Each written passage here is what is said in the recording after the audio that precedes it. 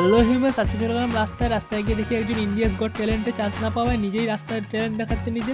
তো যাই হোক, এসব ইয়ার্কি মারছিলাম। রাস্তায় গিয়ে দেখি একজন খুব কড়া রোদে রাস্তায় দাঁড়িয়ে নাচছিল, হয়তো ওনার মানসিক ভারসাম্য একটু প্রবলেম আছে। তো যাই হোক, উনি এই রোদের মধ্যেও খুব সুন্দর লতা মঙ্গেশকরের একটা গানে নেচে যাচ্ছিল, আর কোনো আবল তাবল নাচছিল না, একদম গানের সিকোয়েন্সেই নাচছিল। গানটা আমি দেখাতে পারছি না কপিরাইটের জন্য। যাই হোক, একটুখানি শোনো তাও।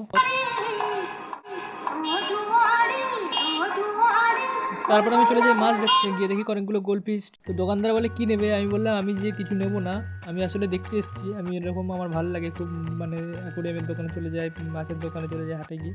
রাখার জায়গাও নেই এখন, আর রাখার কোনো পরিস্থিতিও নেই। তো যাই হোক, মাছগুলো দেখলাম, এখানে খুব সুন্দর সুন্দর দামি দামি মাছ রাখা ছিল, প্রচুর দাম। তো মাছ দেখে আর কি করবো, বাড়ি চলে আসলাম। বাড়ি এসে দেখি একটা কাকুন দিয়েছে। এটাকে কী বলে আমি ঠিক জানি না, আমি টিভিতে দেখতাম কাকুন বলে। এটা আসলে প্রজাপতি বেরাবে এটা থেকে।